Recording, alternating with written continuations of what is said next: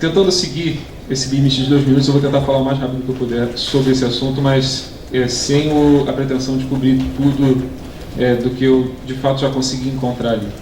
A gente está falando de um arranjo produtivo que responde por cerca de 25% da produção de moda íntima no Brasil, tá? Que tem ali 10% do emprego formal na área de, eu digo moda íntima, eu falo lingerie, seria moda íntima feminina. Tem cerca de 11% do emprego formal no Brasil inteiro em confecções de moda íntima. Isso eu estou falando de uma região com 200 e poucos mil habitantes, cerca de 1% da população nacional. A gente tem 11% do emprego formal em confecções de moda íntima. E onde esse APL responde ali por algo entre 15 e 20 mil empregos dos empregos formais da região. Ironicamente ou não, a massa salarial que corresponde a esse APL responde por apenas 3% do PIB dessa região. Tá, então a gente tem ali uma indústria têxtil focada em um tipo de produto que é muito específico da indústria têxtil, diferente de outros produtos que são passíveis de altos níveis de automação. A produção de lingerie, principalmente a produção de sutiã, ainda não avançou nesse processo. Você tem um fator de mão de obra relativamente muito mais forte na organização desse processo produtivo do que da produção de outros tipos de produtos da indústria têxtil, como calça jeans, por exemplo. E o papel do trabalho ele acaba sendo preponderante dentro dessa lógica de organização da produção. A gestão do trabalho é tão importante ali como, por exemplo, a questão da gestão de vendas ou mesmo da gestão de insumos do ponto de vista dos empresários, das empresas. A gente tem, só contextualizando então, a gente tem ali 2.000 empresas formais mais ou menos, talvez outras 1.000 informais, cerca de 15 mil a 20 mil empregos formais, talvez outros 10 mil informais, fazendo que seja um arranjo que tenha uma proporção ali de quase 99% de micro e pequenas empresas no total de empresas do arranjo. Você tem basicamente 8 médias empresas ali no meio, mas é micro e pequena empresa, muito focada em mão de obra, trabalhando em pequena escala. E o que ocorre ali? Quando você observa esse arranjo que tem um grau de heterogeneidade extremamente alto, tanto do ponto de vista da produção, porque você tem moda íntima, mas também tem moda praia, você também tem moda fitness, mas tem dentro da moda íntima heterogeneidade brutal, desde a moda íntima gestante, a moda íntima infantil, a moda íntima sensual, a moda íntima convencional, tá? Em diferentes níveis de qualidade.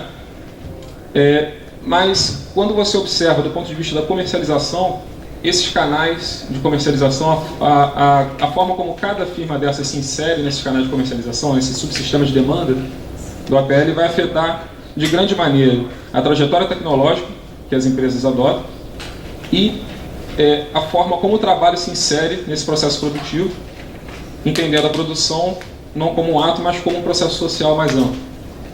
Então, se você tem, por exemplo, ilustrando alguns exemplos, alguns fatos estilizados do estudo de campo que a gente conseguiu tirar.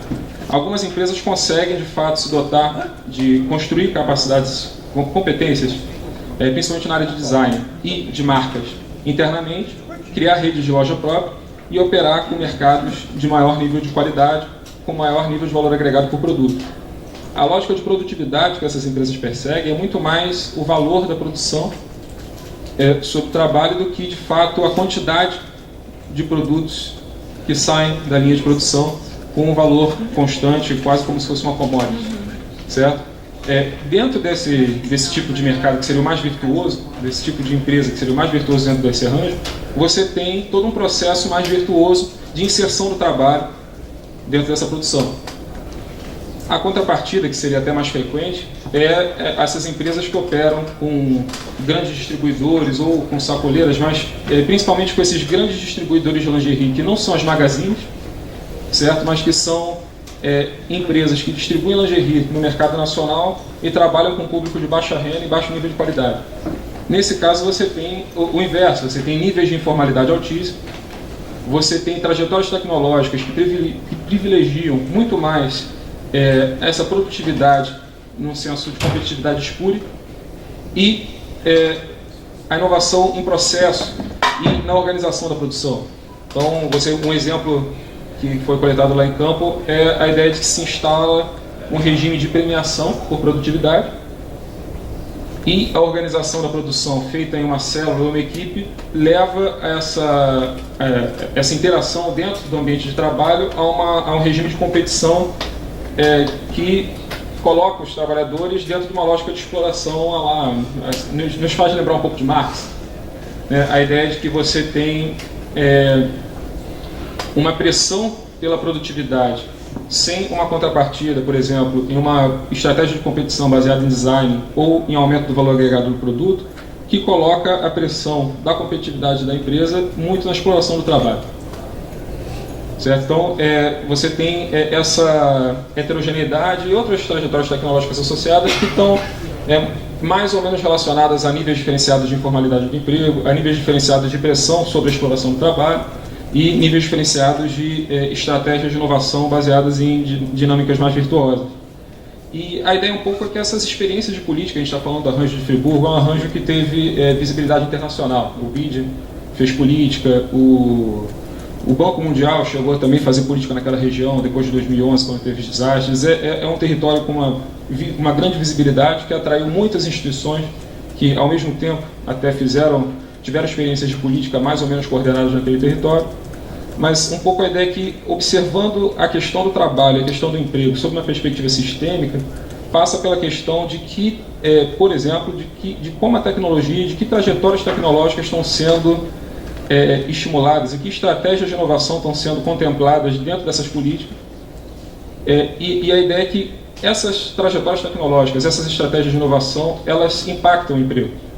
Certo? Então, a forma como a política pode, dentro dessa perspectiva sistêmica, trabalhar o arranjo, olhando também a questão do emprego, é entender o emprego como uma variável dentro dessa realidade, e entender que, evidentemente, a tecnologia, a inovação, elas não são neutras. A ideia é que as opções que se tomam dentro das estratégias de desenvolvimento desses arranjos, elas devem levar em conta, se tem um comprometimento com o desenvolvimento de longo prazo, a questão do emprego, a questão do trabalho, não só numa dimensão de ampliar a quantidade de empregos ou ampliar a massa salarial a despeito do salário médio ou da forma como esses trabalhadores encontram para se apropriar da produção, do excedente da produção, mas entender como também numa dimensão qualitativa as trajetórias tecnológicas contempladas, as estratégias de inovação estimuladas contemplam a qualidade do emprego. Seria essa o grande... Eu tentei falar aqui rapidamente, seria esse o grande fato que se desdobra dessa pesquisa. Obrigado.